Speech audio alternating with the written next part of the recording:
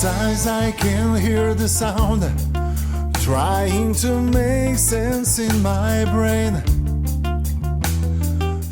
Truth Lies in Alzheimer's with Lisa Skinner is a podcast that is airing on Passionate World Talk Radio Network, a subsidiary of Global Media Network, LLC. Is what I need to change the world. A few bunch of...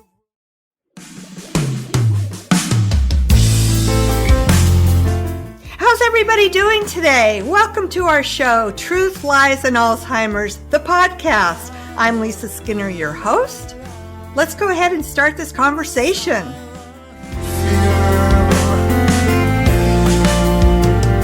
Sometimes I can hear the sound trying to make sense in my brain.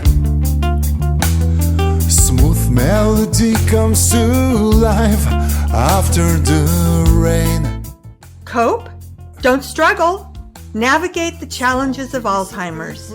Love is what I need to change the world. Bunch of words in this song written for me and for you. All the things we can do for the sake of the nature we love.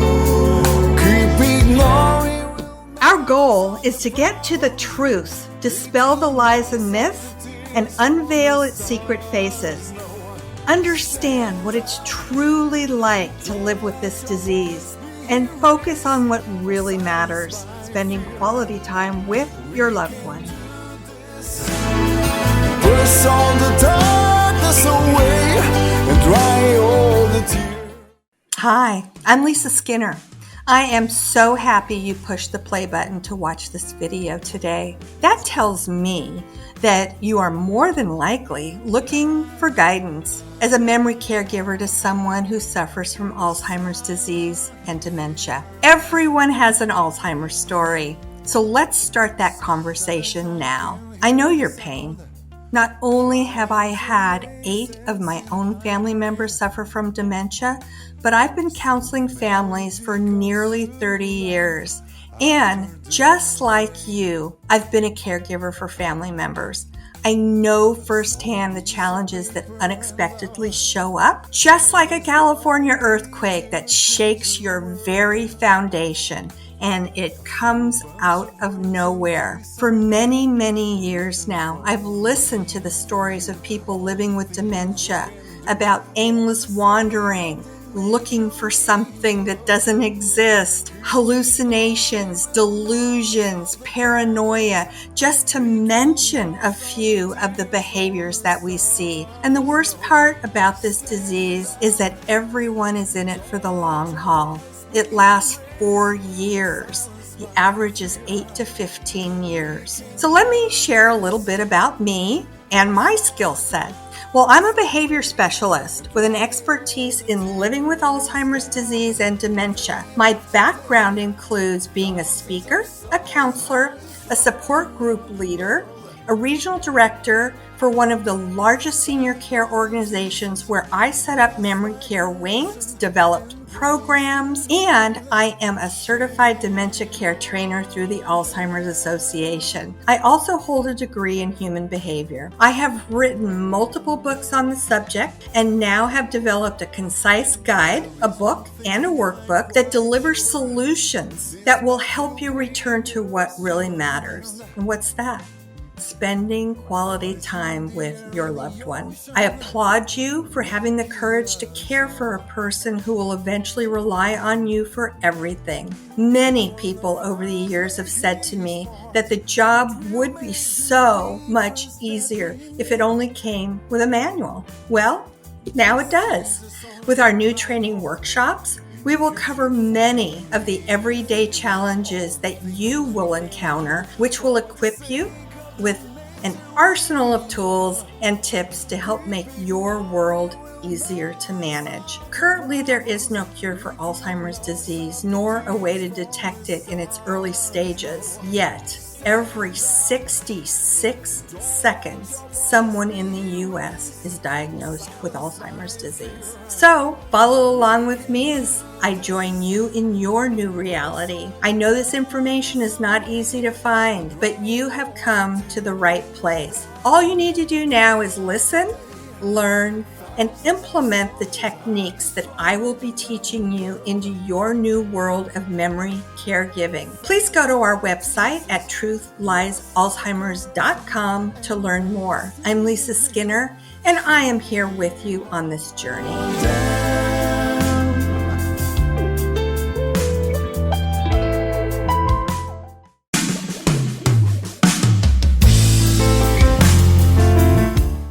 Truth Lies in Alzheimer's, Its Secret Faces by authors Lisa Skinner and Douglas W. Collins is a concise guide for caregivers navigating the heartbreaking challenges of having a loved one diagnosed with Alzheimer's disease and other dementia.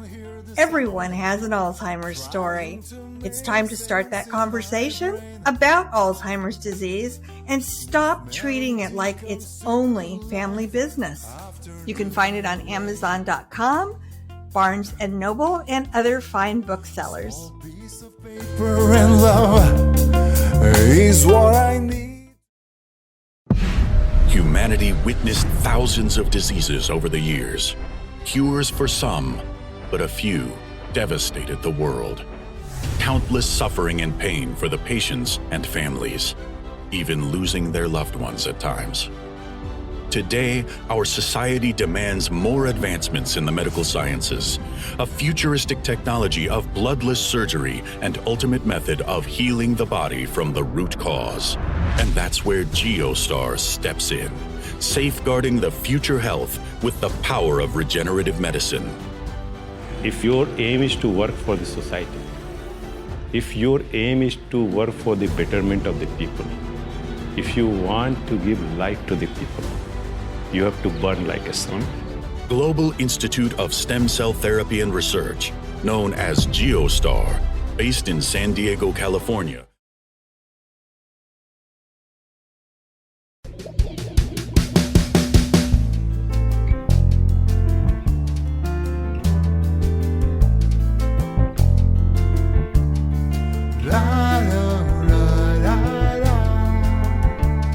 Silent fear. Sometimes. Here at Truth Lies Alzheimer's, the podcast, everyone has an Alzheimer's story, including our very special guest today, Lillian Caldwell. Lillian just happens to be the president and CEO of our network, Passionate World Talk Radio and Global Media Network. She's an active author of 3 fiction books, a former disc jockey, and is currently the host of the radio show Cool Your Heels, which airs on Passionate World Talk Radio in 176 countries and has an audience of approximately 7 million viewers a month. This is one extremely accomplished woman.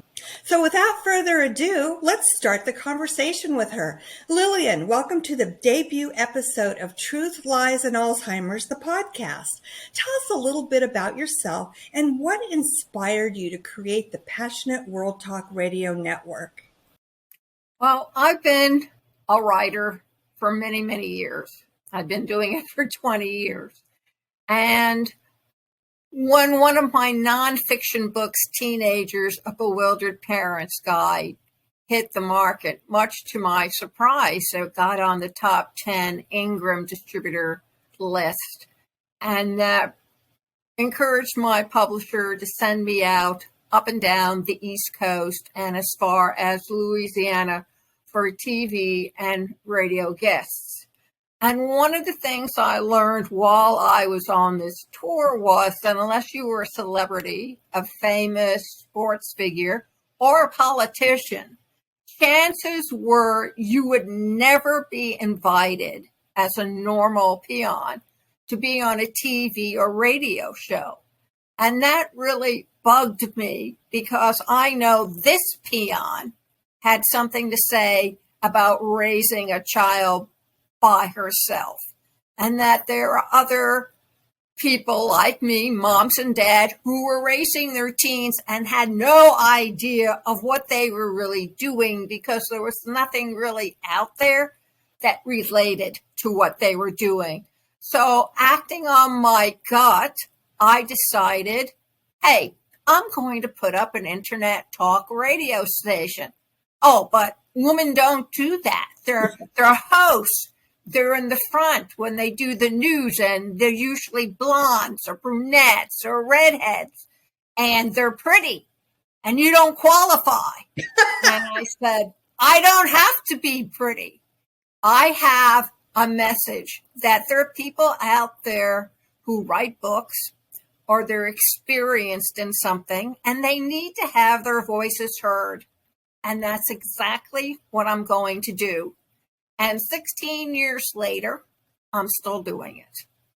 Well, I sure applaud you for having the guts to go for it and look at the success you've accomplished since then. That is terrific.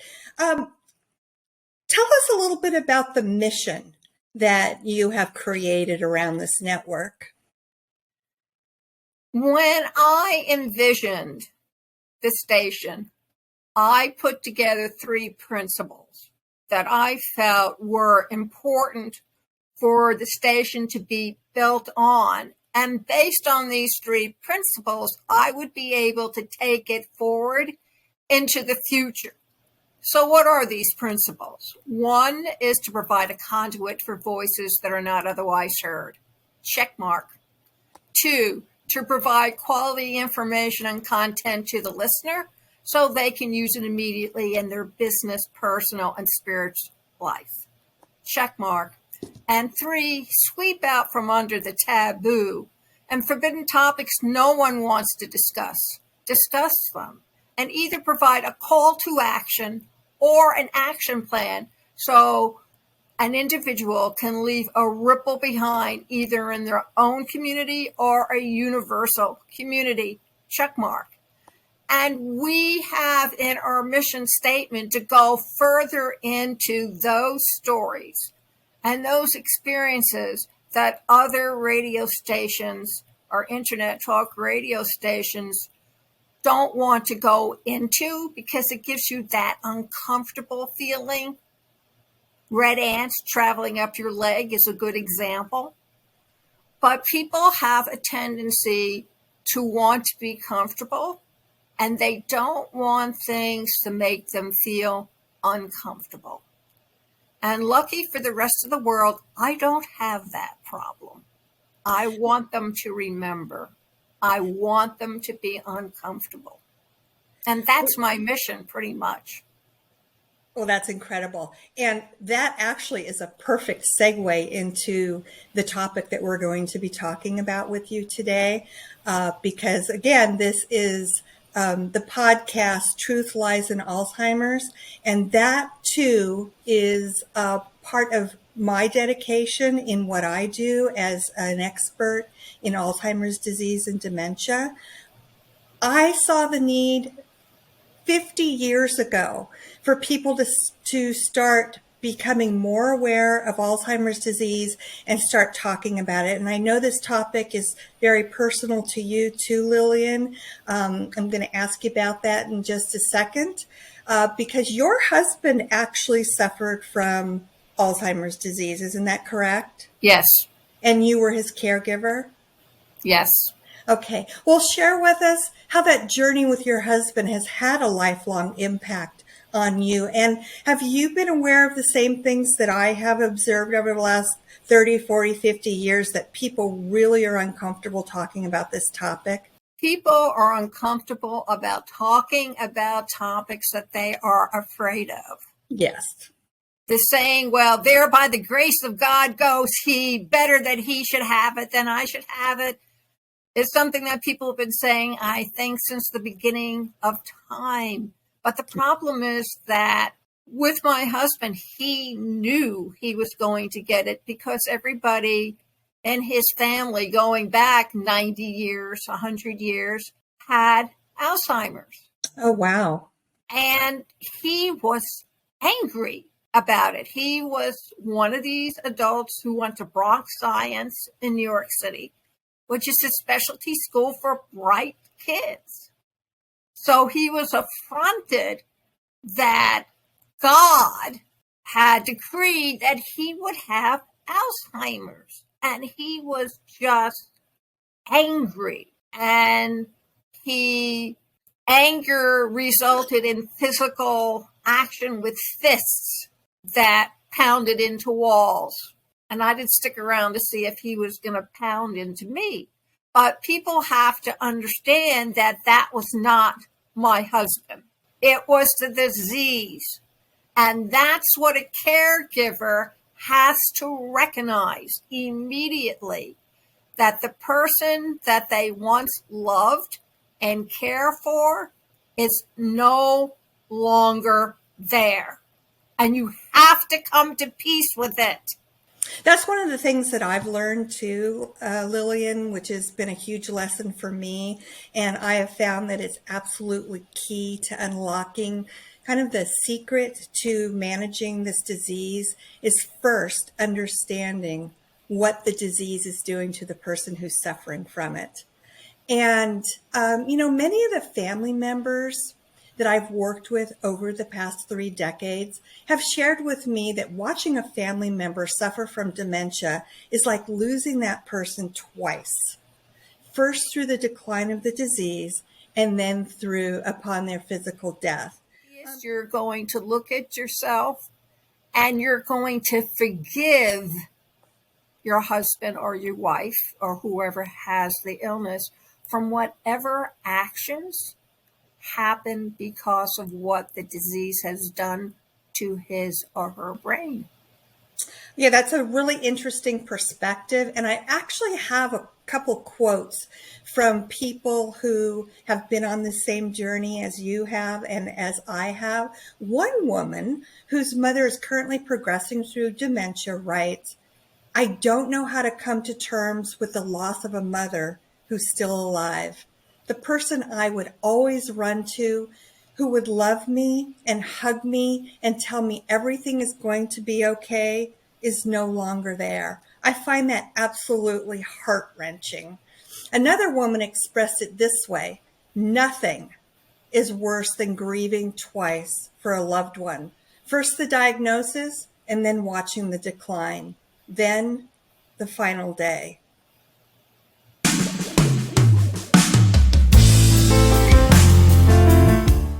Truth Lies in Alzheimer's, Its Secret Faces by authors Lisa Skinner and Douglas W. Collins is a concise guide for caregivers navigating the heartbreaking challenges of having a loved one diagnosed with Alzheimer's disease and other dementia.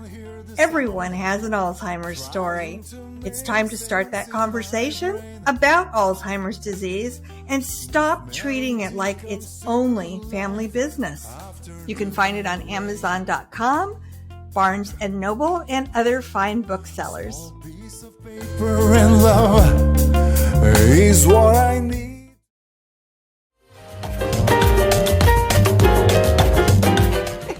I started doing the DM Zone because I love interviewing people. Mm-hmm. And I got the opportunity to start visiting with authors, with corporate clients, and it helps them relax if we're just chatting. For sure. And so that's where the DM Zone created its beginning.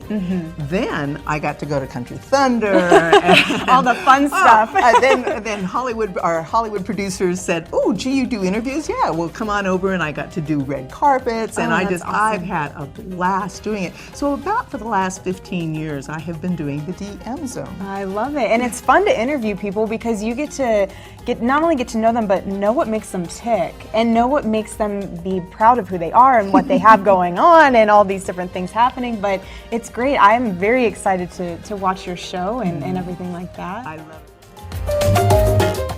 Arnold Schwarzenegger supported the use of stem cells for medical treatment as one of his main election agenda items. credit goes to a handful of people, like USA's First Lady Nancy Reagan, the authority in the field of stem cell science and chairman of Geostar, Dr. Anand Srivastava, Michael J. Fox, Christopher Reeve, and a few researchers who fought against the entire establishment to make this unexplored yet powerful medical science to see the daylight.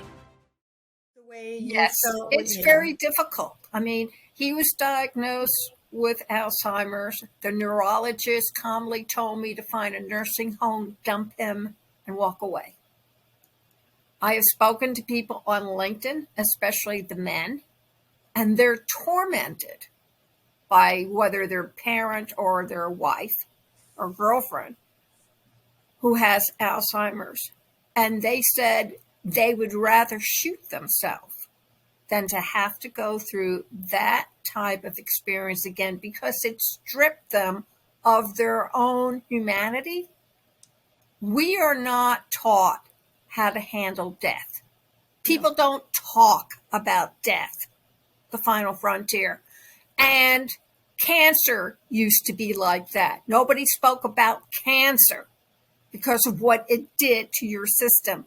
And it used to be only for old people. But now kids have cancer. So parents have to come to an understanding of how to deal with a child who has cancer that may come back in 20 years. Or worse, the treatment won't stick, so they'll lose their child. What's the saying? You don't bury your children before you die?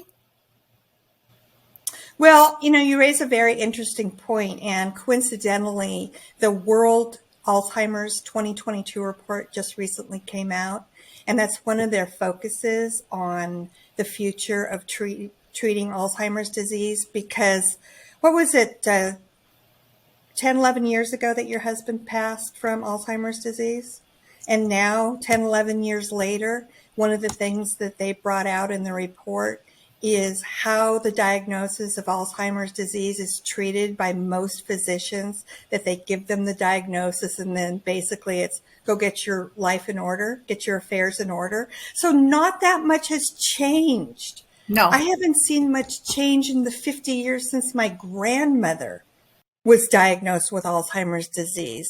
And that's the whole reason why we need to raise awareness, and because the numbers are staggering of how many people are projected to develop Alzheimer's disease by the year 25. The numbers are projected to triple. So I think we really, really need to talk about it, not be afraid to talk about it, pull our heads out of the sand, and make a plan, because we are not prepared for this oncoming crisis that's looming over our It's a pandemic. society. It's Yeah. a pandemic. It's time to come out of the closet and acknowledge that we will get sick, including our brains. Now, I receive documents from various health organizations telling you what kind of exercises you need to do to avoid dementia. They'll tell you what kind of foods to avoid. Yeah. But you know what they don't tell you? How to handle your spouse when they get violent. How to handle your spouse when they become delusional. How to handle your spouse when they go out for a walk and go missing. They don't talk about these things. Yeah. And those are all things that take very specialized skills and training and education. Yes. Yes. And that's what and that education is lacking. And it doesn't matter what age you are. I have spoken to teens who have cared for parents with Alzheimer's. My son was exposed to his grandfather who had Parkinson's. And he grew up with his grandfather and Parkinson's. So he was a lot more aware. And another thing that people don't realize is the things that you mentioned, they come out of nowhere, like a California earthquake with no warning whatsoever, and people aren't prepared. And their gut reaction is not typically the best practice because the correct reactions are counterintuitive to the way our gut tells us to react. So it's a complete reset of the way people think and paradigm shift. I have one more question for you, Lillian, because I think a lot of our audience would be really interested in hearing from somebody that has been on this journey and has gone through it from soup to nuts. What have you learned from your experience being a caregiver to your husband? And what would you like people to know that you learned through this experience that would be very helpful to them today? Number one, be patient. Yeah. Let it roll off your back. It's not personal. Oh, I can't agree with you more on that. But it's hard to It's hard when you're in that fight. And the other thing I would suggest strongly is there are a lot of states that have support for caregivers. It's new, but they are trying, and you need to contact them and find out what you can. It doesn't have to be I against the world.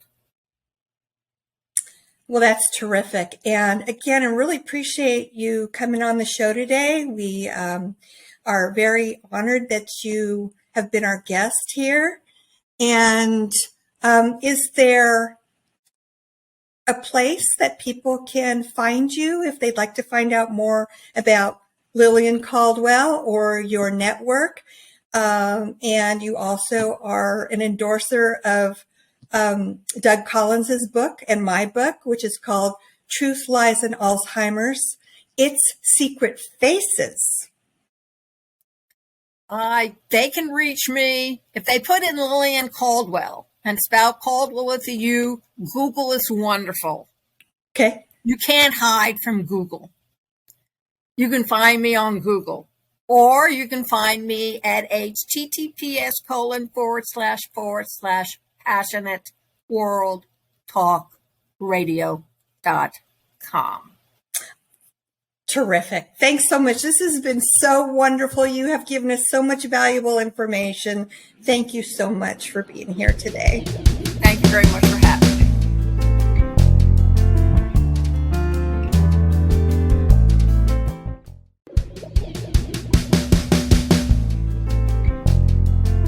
You have to have someone you can talk to about this without feeling like you're judged. When you live with an Alzheimer's patient, or you live with someone who's suffering dementia, whether it's in your home or whether it's in a care facility somewhere else, it's the elephant in the room. It's always right in your face. You're never very far away from it.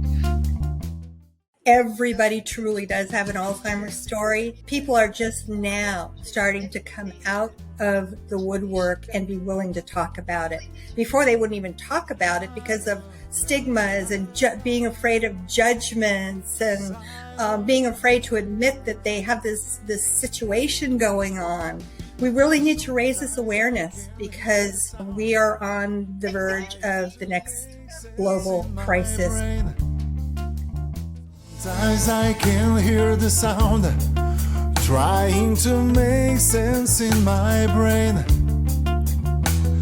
Smooth melody comes to life after the rain. A small piece of paper and love is what I need to change the world. Bunch of words in this song written for me